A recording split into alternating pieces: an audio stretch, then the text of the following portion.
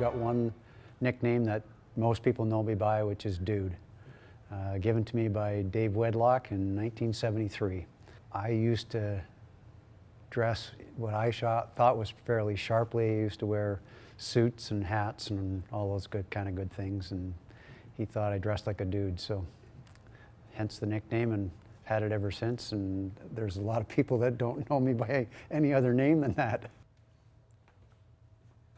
Well, my dad started in senior lacrosse in 1948. He was 19 years old. He was playing for the Richmond Caribous. Hurt his knee about 3/4 of the way through the season, had to have an operation. And the following year he went back to junior. He played senior and junior for the Richmond Caribous and in Vancouver. And then in 1950 he joined the Peony Indians. And there was a lot of his buddies that he grew up with were on that team. Mario Crema, Jack Green, Larry Crema. They were very good players. The Peony Indians, they were North Shore Indians at one time, and to kind of get the Vancouver flavor to it, they moved over to the Forum. The Indians actually sponsored the team, but they picked up Jake Proctor as their coach, general manager, to try and put a more competitive team together. And he managed to get some of the younger guys that he knew and had played for him in previous years. And so that was kind of the formulation of when he started. He played there, I think, until 56 is my recollection. And then 56, 57, he went over and played for the Vancouver Carlings for 2 years. And then in 58, when Jake was coaching the Salmonbellies, he convinced Dad to go over and play for the Salmonbellies in 58 and 59. And that was Dad's last year, was 59. It was kind of interesting. When he played for the Indians, he was kind of the chauffeur for one of the goalies on the team. So he had to go over to the reserve in North Vancouver and pick up Stan and escort him to the games. And when Jack came to New Westminster, Dad kind of became Jack's designated checker, if you will. In those days, the game was quite a bit different, where it was a much more controlled game, and Jack wasn't known for his back-checking abilities, and so my dad was kind of his designated back-checker, if you will. And Dad was very good with both hands on the stick. He could pass, throw, shoot both ways. So he was kind of one of those guys that would scoop up the loose balls and dig them out for the guy that could finish for him. He didn't encourage us. In fact, he encouraged us to play everything else we were playing. My brother and I, in the summertime, were baseball players, and we were both very good at it. Dad was as well. My dad was 16. The New York Yankees offered him a professional contract. My grandfather, being from the old country Italy, would not let him sign it because he didn't consider that to be a job. So Dad, unfortunately, had to give up that kind of side of things. But he stayed with the lacrosse. Mom didn't really want us to play, so it wasn't until I was 18 that I decided that it was time to, I think, play this game. Growing up, I started soccer at a very early age. I was lucky to play divisional soccer at age 6, 7, and I played with 10, 12-year-old kids because we only had the one team at our park, and that was kind of my first love. Enjoyed the game, but never thought too much of it. But I obviously developed a reasonable skill level because I had the opportunity to have a contract to play in England in Division III. Chose not to do it and decided lacrosse was a better route instead. As I say, I played baseball, was a good ball player, had an opportunity to sign professionally in baseball, and chose not to do that. My dad was pushing me to go to university, and baseball teams in those days, in my era, they discouraged kids from going to school. They wanted you to go into their minor league system right off the bat, and they really didn't want to give me any kind of a scholarship. So I said, yeah, that's not the way I want to go. And I was attending university. I played university hockey. Was a reasonably good hockey player, and was offered a contract by both Detroit and St. Louis to play in their minor league system. And was playing lacrosse and was pro at the time, so I chose not to do that. Some of my peers at the time, guys like Jimmy Johnson, were doing it, but they were missing parts of both season. Didn't think it was really conducive to it, so I opted not to sign it at that time. So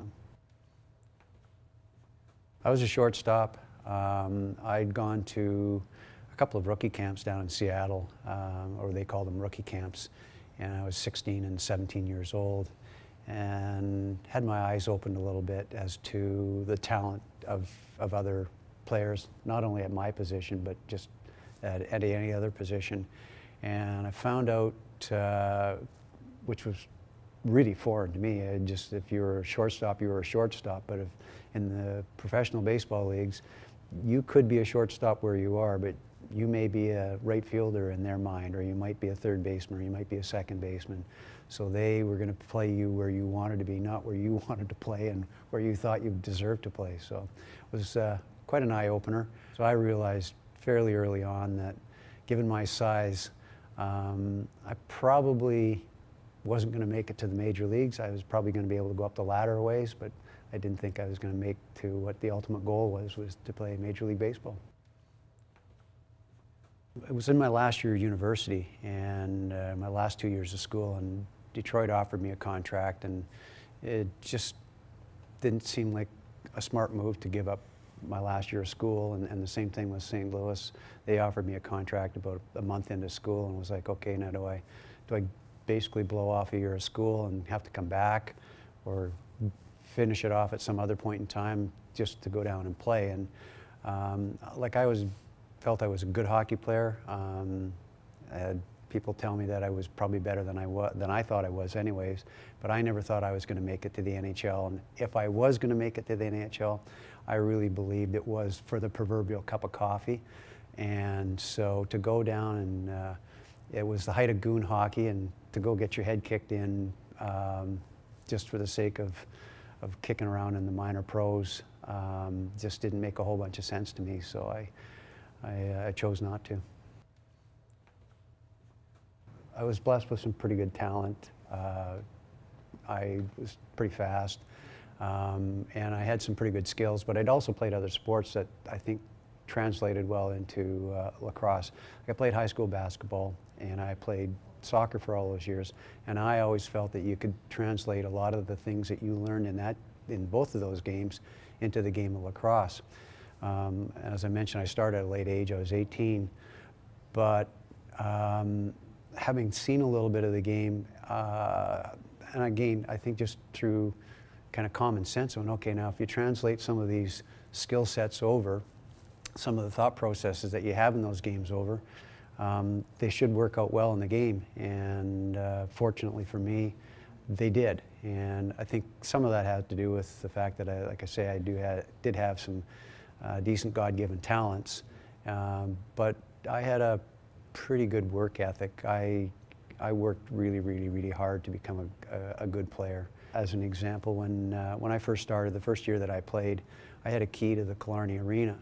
So every Friday, Saturday, and Sunday, I closed the arena down from lacrosse at usually 7 o'clock, and I stayed at the arena till 11 o'clock at night, running, shooting, passing. I did it every Friday and Saturday for 5 months till the ice went back in. So it was just something that I did, and had a bag of balls and figure out how to shoot and how to pass, and figured out little ways to make passes to yourself and be able to do some of the things that you needed to do in the course of a game. I think the one thing it did was, because I was well behind a lot of kids with their stick skills. I mean, I had a stick as a kid, but didn't use it all that much. It allowed me to pick up stick skills really, really quickly. And then from a fitness regime, not only was I working out there, I used to run home, and it was about a mile run from the arena to Mom and Dad's place, and so I'd run home every night. And to the chagrin of a lot of coaches, I learned how to do an Indian pickup really, really quickly, and I used to do that when I was running home. Just throw the ball in front of me and snap it up, and throw it out in front of me, snap it up, and do it while I was running. So it became a staple of my game, actually. 1969 was my first year of lacrosse. Played with Killarney South End Legionnaires. I signed with the Junior B team, and the Junior A team wanted me to play with them full-time but the guys that were on the Junior B team convinced me that was not the way to go. The Junior A team wasn't very good at the time, and the Canadian Championships for Junior B were in Halifax, and so we stood a very good chance of going to that. So they convinced me to only play my 7 games of Junior A allowed and stay with the team, and we did. We ended up losing to Victoria and didn't get to the Canadians, but we had a good team, and it formed the basis of what we had for the Richmond Roadrunners. We went out there in 1970. The South End Legionnaires were not drawing very well out of Kerrisdale Arena, so management was encouraged to look at Richmond. We went out there, and it was a tremendous success story. The first year that we played, we averaged 2,100 fans a game. It was called the Zoo. The place was sold out. Other teams didn't like playing there. Our fans were very exuberant. It wasn't probably our best effort, but we managed to squeak into the playoffs in '70, I think on the second to last game of the season, and ended up winning the Minto Cup that year. It was kind of a Cinderella season. We played Burnaby in the Junior A finals for the West, and it was a 7-game series. 5 games went to overtime. They moved the games to Queen's Park Arena, and we were drawing 5,600 a game for the final series for all 7 games. And then the Minto Cup was held out here, and Peterborough brought their team out, which was a really, really good team. 7-game series.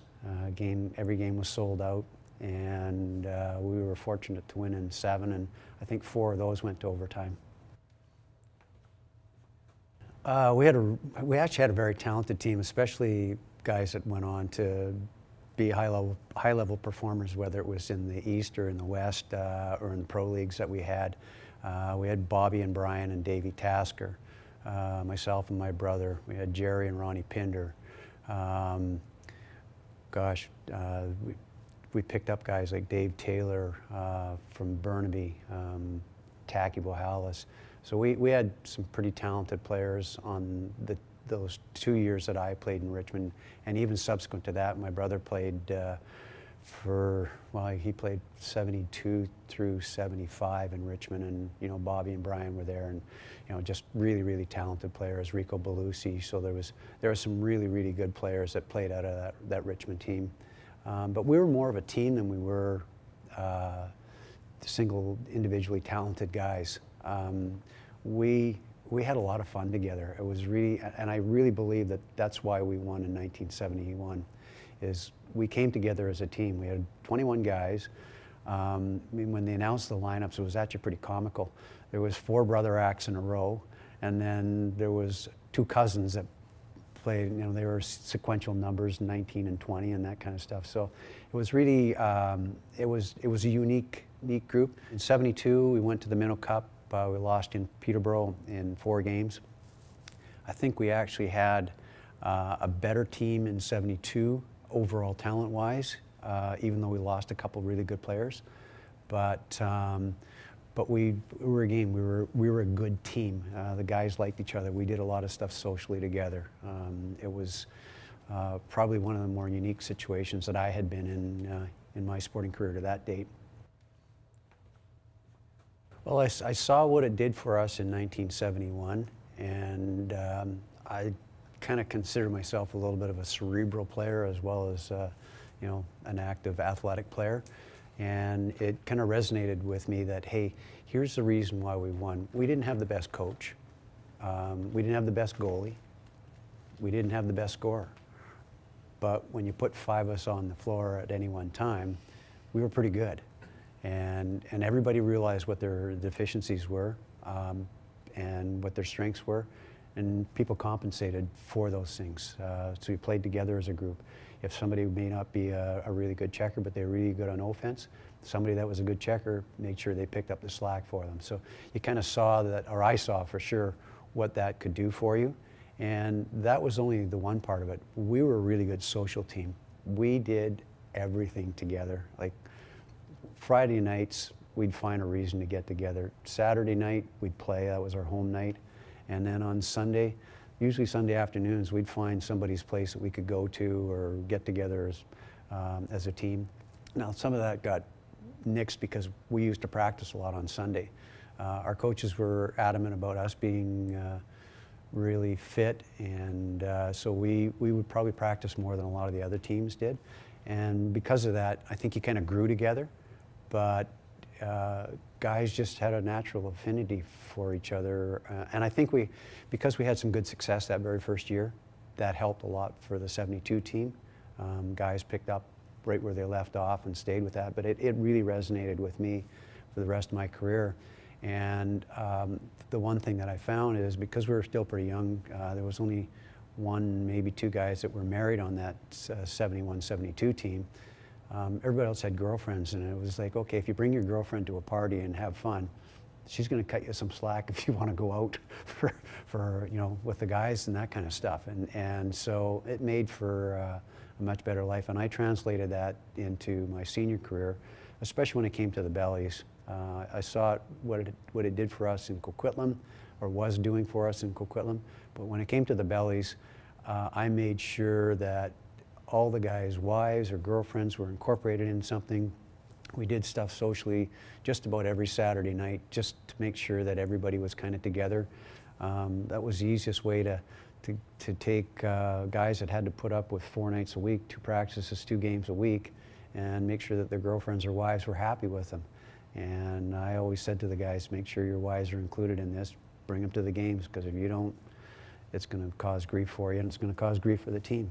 And I always felt that if you didn't bring your wife, you're being selfish.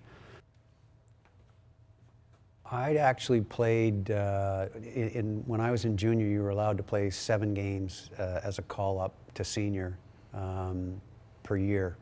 And so in 70, I played a little bit with Vancouver.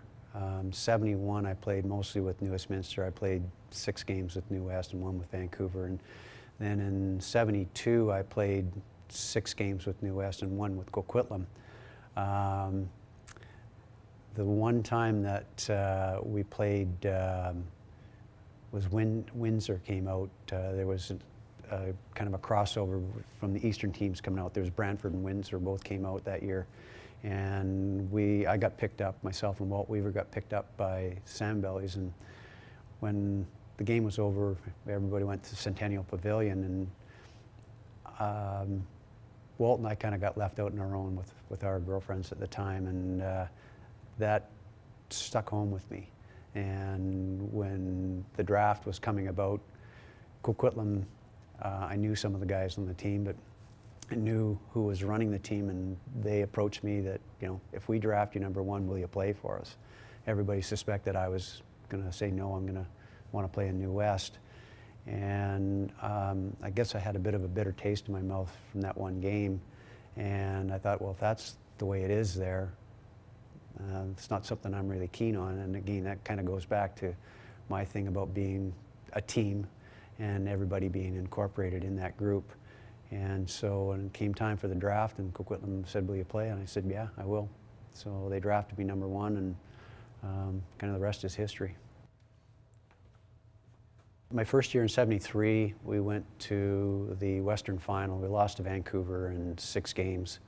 We had a really good team. Gaylord Powless, Bobby Goulding, Jimmy Grady, Kevin Parsons, Jim Rickbeal, oh gosh, Jim Aitchison. Like we had some pretty good talent. We started off a little slow, kind of trying to meld a lot of Easterners in with Western guys, but once we gelled, we were a pretty good team. We came up against some really hot goaltending in Vancouver. Dave Evans and Donnie Hamilton were their goalies, and they both played extremely well. We felt that we should have beaten them, but to their credit, they beat us and ended up going back east and lost in the Mann Cup final back there. Played 74 and then was back in the Pro League in 75, and when I came back in 76, a lot of guys decided they weren't going to come back and play. They retired. So we had a really, really young team. We had a couple of Eastern kids that came out from Peterborough, but they were still kids. They're still trying to play in the senior ranks. Experience helps. But we started to get better through a very poorly performing team. We got some better draft choices, started to get better. And then 1980, I wasn't quite as happy as I wanted to be with the team, and some people knew it, so they asked if I wanted to be traded, and I said, sure.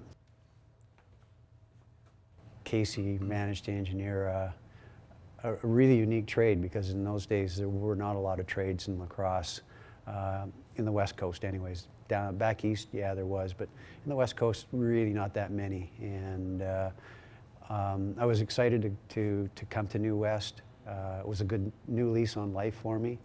I was very fortunate that at the same time, for lack of a better term, Coquitlam was dicking around my brother as well.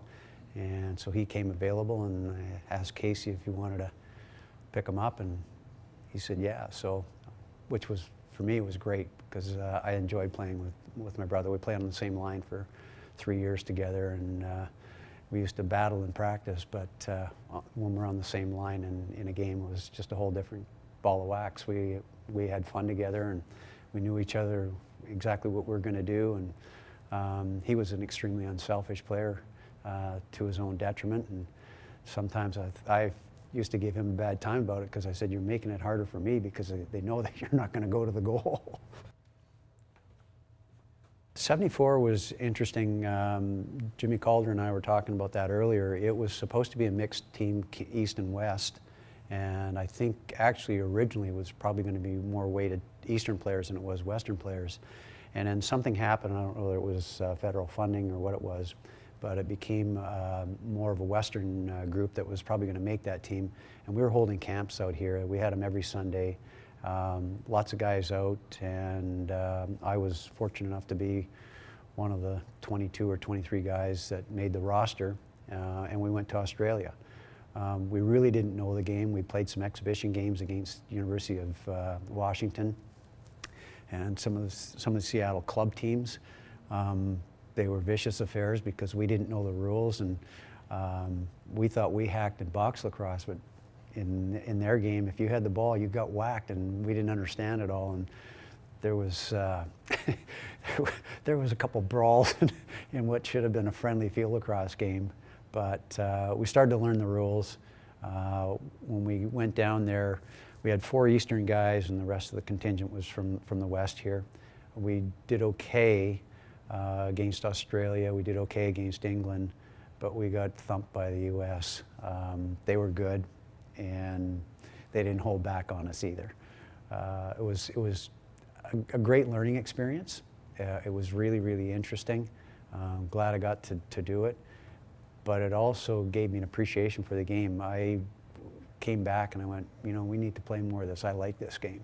So we started our own little league back here. We just kind of informally had 3 teams, and we'd play each other, and it kind of grew and grew, and there was more guys wanting to play, so there was more teams. We ended up with, I think, 6 teams locally.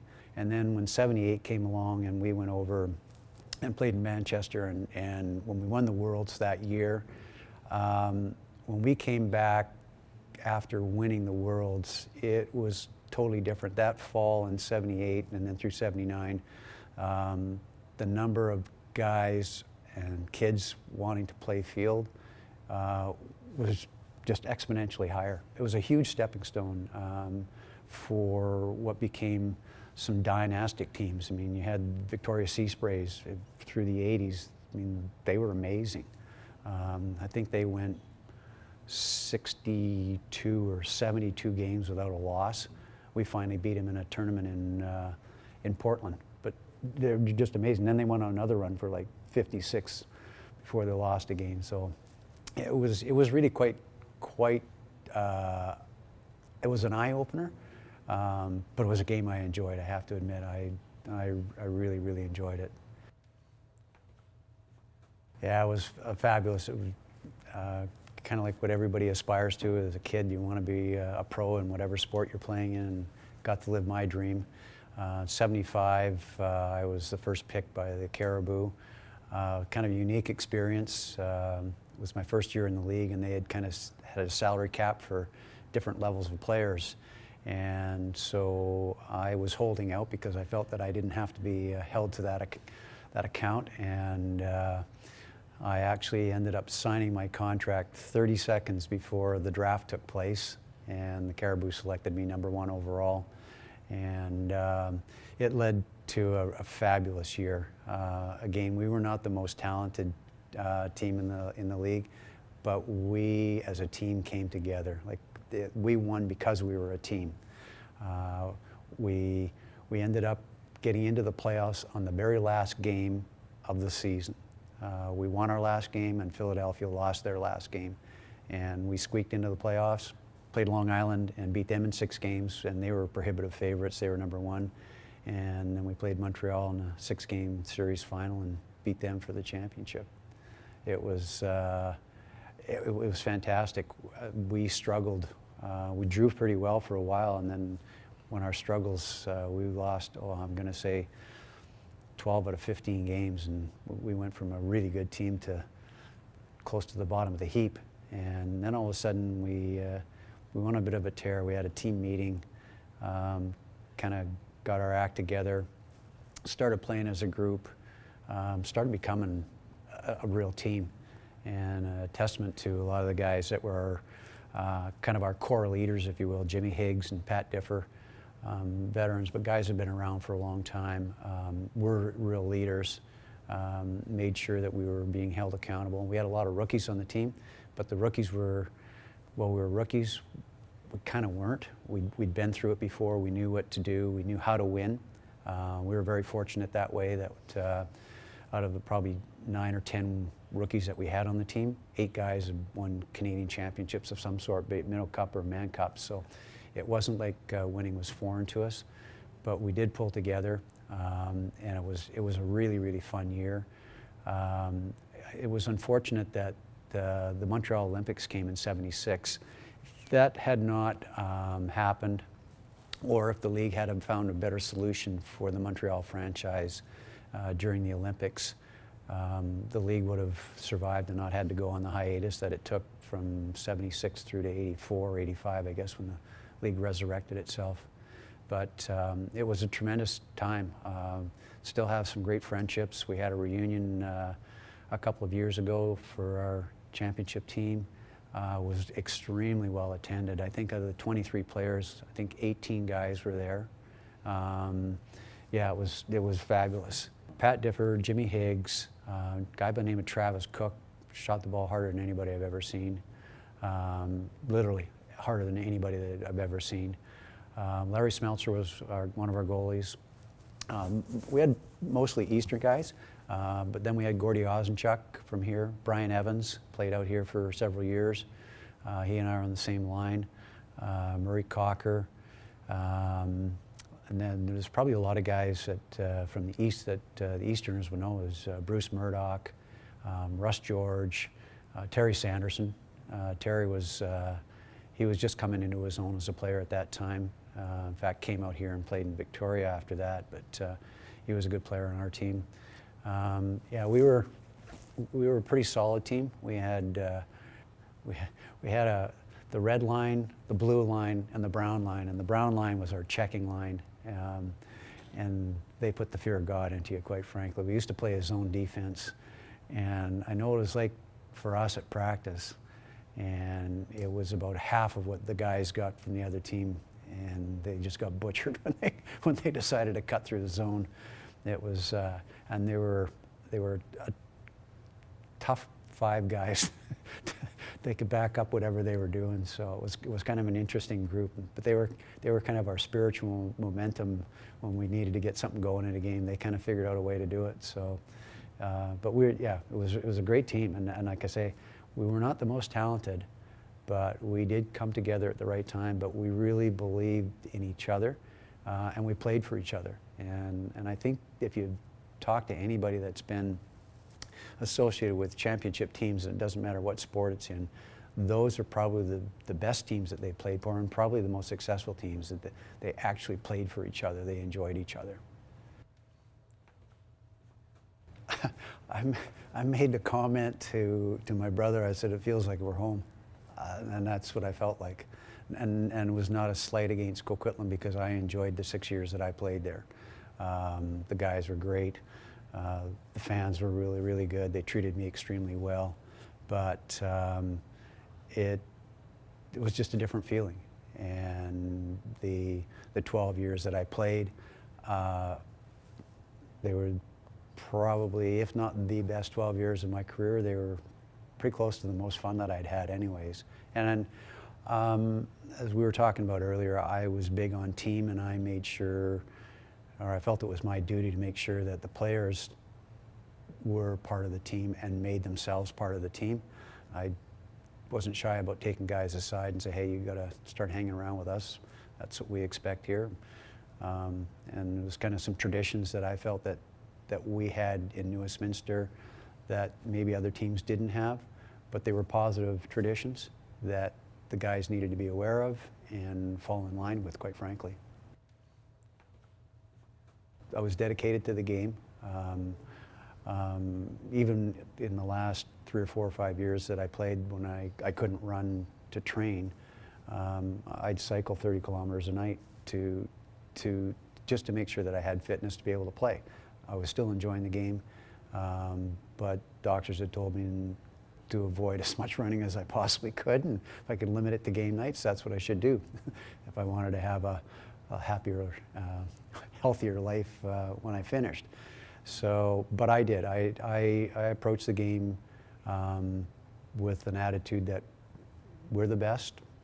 You got to beat us to get to where you want to go.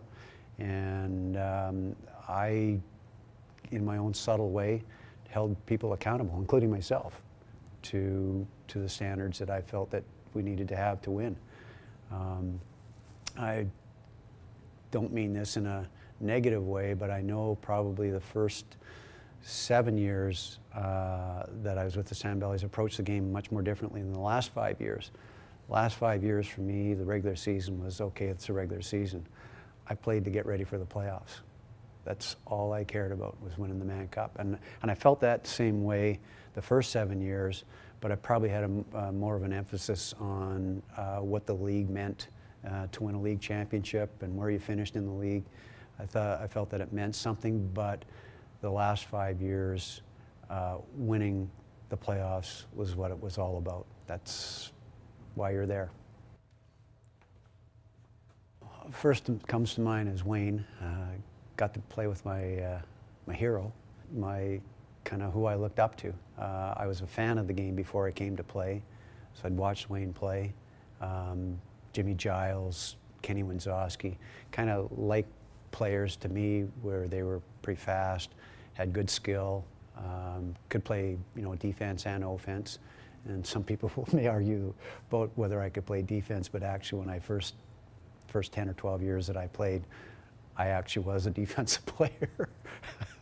And I used to check everybody's top score and relish the challenge to do it, and usually did a pretty good job of it. But no, playing with those kind of guys, and I was pretty fortunate. In '76, the Salmonbellies picked me up to go to a Mann Cup, so I got to play with, with Wayne and with Joe Como and some of the guys that were, the elite of the game that I had looked up to when I wasn't even playing. So it was to me, it was really cool. And then after Wayne, then we had Eric Cowis and Jordy Dean, who eventually became to be one of our better players. Bobby Johnson, Steve Manning, very underrated player. We had some really, and Brian Tasker. Brian had a bit of a beef with management, so chose not to play as regularly as I'd like to have seen him play. And I felt, and I still do to this day, that him and Paul Suggett, Brian Tasker and Paul Suggett, are probably the two most complete, best lacrosse players that played this game. They could score, they could check, they could get loose balls, they could fight. They could do it all, and at the highest level. We had Sean Quinlan and Roddy Bannister, and then eventually we ended up with Doug Zach, who was a good goalie as well. So we were very fortunate that, and I really believe that we made it to a couple of Mann Cups strictly because our goaltending was better than everybody else. And we lost a Mann Cup because we didn't have our best goaltender there. Yeah, to me it was part of the game. I knew the guys that you could get under their skin, you could bother them, and once you got them thinking about it a little bit, you just kind of kept at it, and it became what they were thinking about more because it bothered them. And so yeah, I did, and I did it on a calculated basis. As I say, I knew the guys that you could get to. But I also wasn't shy about saying stuff to guys that didn't matter whether you could get to them or not. The guys that I do that to, I'd take them out for a beer after the game if they wanted to go. 2 actually, 76 and 86. Both were one on the road. The last time, 86 was the last time a Western team has won in Eastern Canada. That's a long time ago. 86, because we had a reasonably good team. We were playing in Brooklyn, who had a really good team. And they'd beat us in 85 in a 7-game series that, quite frankly, we blew. We should never have lost that. But when we went back in 86, and there was a couple of us that kind of knew what it was going to take to beat them back there. And we ended up having a bench emptying brawl. And there was a lot of people that were questioning us getting involved in something like that. And my comment was, we've got them. We're going to kick the snot out of them now. We'll beat them. That just did them in. And because they didn't expect it from us. And not only did they not expect us to actually start the brawl, we finished it. And it just changed the whole complexion of the game. And while we didn't win the game that the brawl occurred in, the next 2 games, they were a different team. Ironically, in 1987, something happened, and I felt that we should have been doing exactly the same thing. In fact, I tried to get out on the floor in between periods instead of going to the bench, and myself and Lyle Robinson, and 2 people grabbed us so that we couldn't. But I felt that if we did that, we were going to take them again. It's just stuff that they didn't expect. Now, a lot of people would think, not very classy to do it, but I went, it wasn't, but they were doing other stuff that was dirtier than what we were doing. We were just ready to take it head on and say, let's end it. We'll straighten it out. And I firmly believe that if it had happened, we'd have won another Mann Cup. It was quite interesting because Al Luthwaite was our coach in 1980, and the team was struggling. And I can't say that it was Al's issue why it was struggling.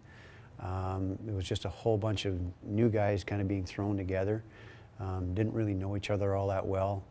And don't think the guys were really playing for each other the way you needed to be a winning team. And we had a lot of rookies too. So Al was probably thrust into a difficult position, and Al had come from teams that had been very successful, especially Salmonbellies teams that basically coached themselves. Didn't need a whole bunch of coaching from a coach because they were that talented. So when he took over, I think he let the players kind of do a lot of the things on their own, and he figured that, you're in senior lacrosse, you should know what you're doing, you should be able to go out and play. I've given you the guidelines, now go do it. Unfortunately, we were too green to accept that, I think, or a bunch of the guys were. So Casey decided to make a change, and he put himself behind the bench. Casey was a brilliant general manager. He thought the game so well. He was 2, 3, 4 years ahead of everybody else in terms of his thinking, what his steps were going to be. He was that, he had that much foresight in the game, and he thought that far ahead. I know because I used to have conversations with him like 3 or 4 days a week at lunchtime, and it was great to be able to pick his brain and all that kind of stuff. But when he came back and coached, he knew what his limitations were, and he kind of took the guys like myself and Brian Tasker and a couple of us guys that have been around for a while and said, hey, you guys need to lead this stuff. And he let us lead, but he also held us accountable, and he held the team accountable. And we started practicing a little bit more. We started doing stuff more on our own and kind of building that camaraderie that we needed and coming together as a team. We managed to scrape into the playoffs, and we played Coquitlam in the Western Finals, and it was a 7-game series. And we were down 3 games to love. And I remember a guy by the name of Wayne McCauley yelling, "Sweep, sweep, sweep," as he was going down the tunnel after the 3rd game. And I remember turning and said a couple of expletives to him. And I just said to the boys, that ain't gonna happen. And we came back and beat them 4 straight to go to the Mann Cup that year. And a lot of that was on Roddy Bannister playing unbelievable for us, but we came together as a team. This young team started to gel, started to believe in themselves, and started to play together. And to me, it was one of the best years that we ever could have had, even though we lost in I think 5 games or 6 games in Brampton. But the fact that we got there was a testament to us as a team. At 91, I kind of had it in my own mind. I'd kind of mapped out a plan that I was probably going to play 91 and 92. A lot of people thought I probably should have quit about 3 or 4 years before that, but I didn't. I was still enjoying the game. Was still playing at a reasonable level. Obviously wasn't as fast as I was when I was younger, but still had a pretty good brain for the game and was able to get by because of that. But I was enjoying the game as much as anything. And then all of a sudden, the dynamic of the 91 team started to change. We had an influx of a lot more younger, newer players. They did not see the value in the team part of it, socializing. It was getting a little more disjointed. It was getting harder to get guys to come out, bring their girlfriends or their wives to functions and that kind of thing. And about 3/4 of the way through the season, I know exactly where it was, and I know exactly when it was. Well, why am I beating my head against the wall? Why am I beating my brains in just to do this? I said, it's not fun. I didn't drink during the week. I would drink on the weekends with the guys, but I wouldn't drink during the week just because I couldn't train as much. But I was the first guy to go to the bar and trying to drag guys to the bar just to, not so we go out and, get drunk and all that kind of stuff. It was just go out and socialize and be part of the group. And it was really, really challenging to get guys to come. And I just said, the fun's gone out of it. And I always said if the fun was gone, I wasn't going to play any longer. So I made the decision. I never told anybody, but I made the decision that this was going to be my final year. And I was thankful that we got to the Mann Cup. We played Brooklyn again, and we won in 6 games. We actually played well. To my thinking, we should have beat them in 5, but we got sloppy one game, and they came back and beat us. But no, it was a testament to it. And after the game, I made the decision that that's it, and I told some people about it, and kind of kicked myself in the butt on the way home because I thought, maybe you still want to come back for one more. And but I said, no, I've made the decision, and that's it. So I wouldn't go back on it. I wasn't gonna do that. But it was a hard decision, but it was probably the right decision. Other than the fact that I'd love to have gone back in '92 to play the team that the Bellies played to lose against, because I think we could have beat them. At one time, I was the only guy in Canada that had won every major championship. I was pretty proud of that. It was actually quite a unique aspect in my life. But in 2006, that opened up for a whole bunch of more players to come in when Canada beat the U.S. in the Worlds at that time. So there's still a select group, but yeah, no, I was pretty fortunate to be able to win a Mann Cup, Minto Cup, and World Championship and a Pro League Championship. I mean, I hope that I had something to do with it. I really do. I mean, I think my skill set was that I did help the team. It wasn't only on the kind of the outside the lines, if you will, but I was pretty fortunate. I mean, I have to say, I mean, I don't know how many championship teams I've been on, but there's been a bunch, and I guess to a degree I've got some part to play in that. but I also think that in many instances, just fortunate to have good timing. And as I say, that guys realized what it took to win, or what it was going to take to win, and we're willing to do it. And the God smiled on us. Yeah, you know what? I sort of have one regret. I always prided myself on being fit and working out, but this will be a bit of an odd one. But Geordie Dean, to me, was the first guy to really decide to take under the cross training, you know, other fitness methods to be ready for a game. And he would go to, you know, the Centennial swimming pool down there, and he actually had a trainer. So he was one of the first guys that I knew of that did that. And he really, he did it diligently. I had no idea how diligently he was doing it.